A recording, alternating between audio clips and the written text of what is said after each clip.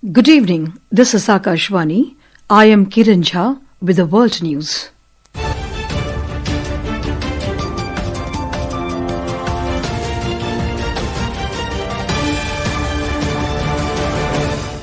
Headlines. Prime Minister Narendra Modi hold talks with UAE President Sheikh Mohammed bin Zayed Al Nahyan in New Delhi.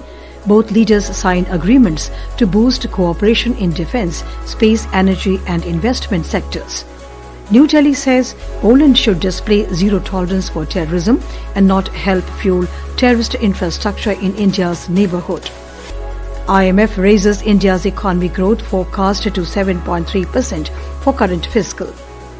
Japanese Prime Minister Sanae Takaichi dissolves House of Representatives, waiving pay for early general elections.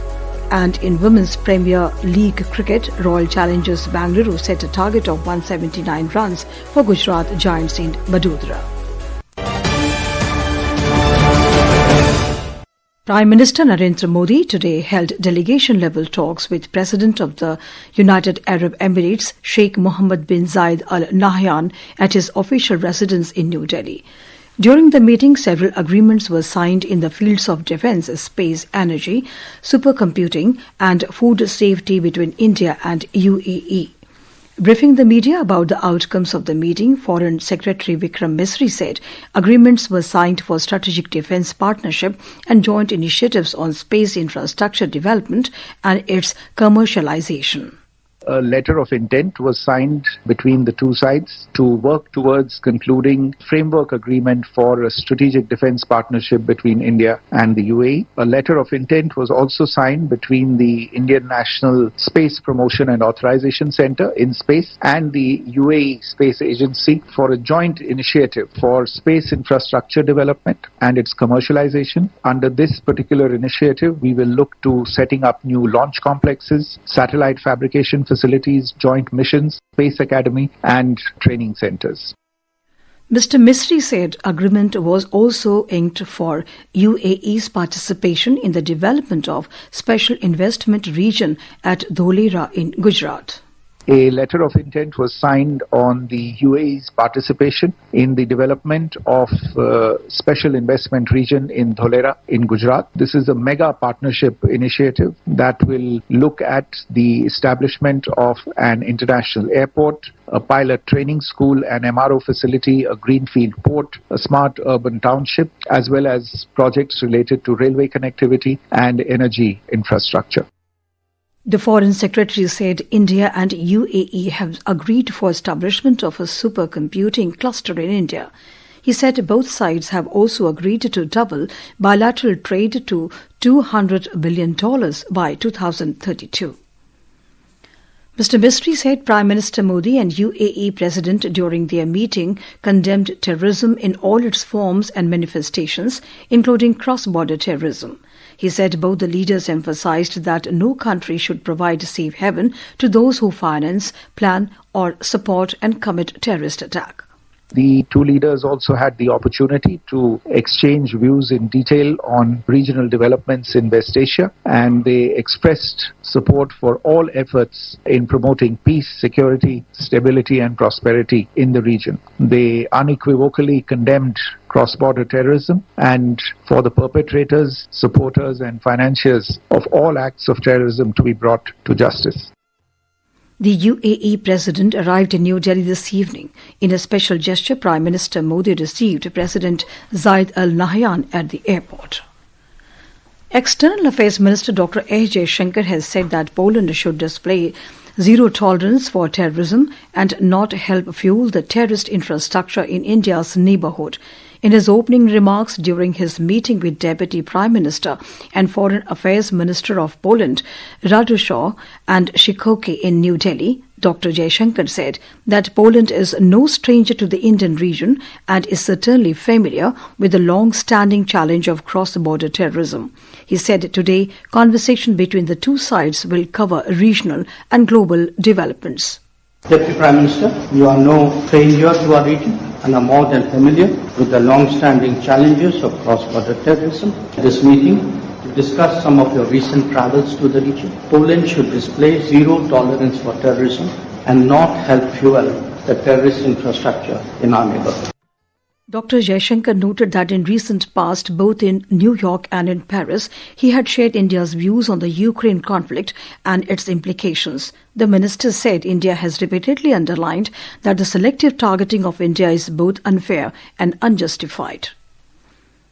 The International Monetary Fund IMF has raised India's economic growth outlook to 7.3% for current fiscal. We have a report. In its latest World Economic Outlook, IMF cited better-than-expected corporate earnings in the third quarter and strong momentum heading into the fourth quarter of the current fiscal for upward revision of India's growth projection by 0.7 percentage point. The IMF signaled that the global economy has largely absorbed the immediate impact of tariff-related shocks. In its previous staff report, the IMF had projected 6.6% growth for financial year 2025-2026. Meanwhile, the IMF has projected 6.4% growth for India in the next financial year of 2026-2027. Tanvi Khurana for World News. World Economic Forum begins at Davos in Switzerland tonight. More than 3,000 global leaders are expected to attend the 56th annual meeting.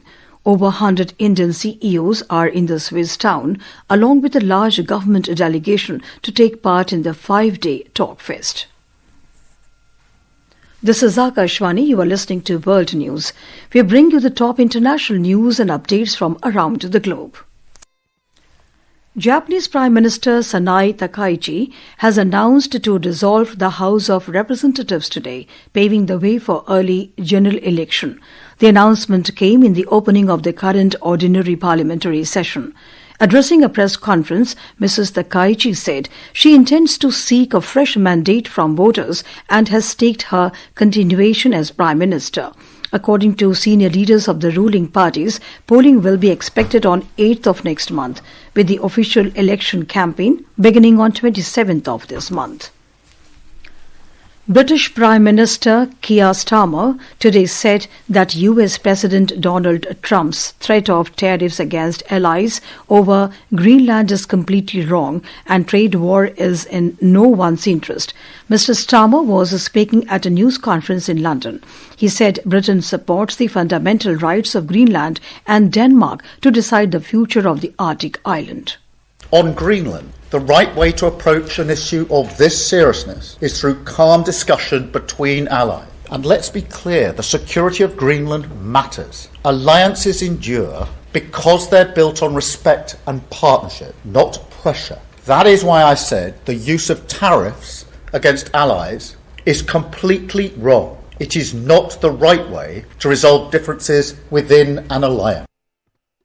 In Spain, 39 people lost their lives when many were injured following a collision between two high-speed trains. According to the rail network operator, the incident occurred near the town of Adamas when a high-speed train derailed and crashed into a neighbouring truck. In Women's Premier League WPL cricket, Royal Challengers Bangalore have set a target of 179 runs for Gujarat Giant at BCA Stadium in the first clash of the Vadodara leg. Royal Challengers Bangalore scored 178 runs, losing 6 wickets in 20 overs. Earlier, Gujarat Giants won the toss and opted to bowl first. In reply, Gujarat Giants were 68 for 6 in 13.5 overs when the reports last came in. And now, before we close, here are the highlights of the bulletin. Prime Minister Narendra Modi holds talks with UAE President Sheikh Mohammed bin Zayed Al Nahyan in New Delhi. Both leaders signed agreements to boost cooperation in defence, space, energy and investment sectors. New Delhi says Poland should display zero tolerance for terrorism and not help fuel terrorist infrastructure in India's neighbourhood. IMF raises India's economic growth forecast to 7.3% for current fiscal. Japanese Prime Minister Sanai Takaichi dissolves House of Representatives, paving way for early general elections. And in Women's Premier League cricket, Royal Challengers Bangalore set a target of 179 runs for Gujarat Giants in Vadodara. That concludes tonight's World News Bulletin. For more updates, stay tuned to Akashvani. Good night.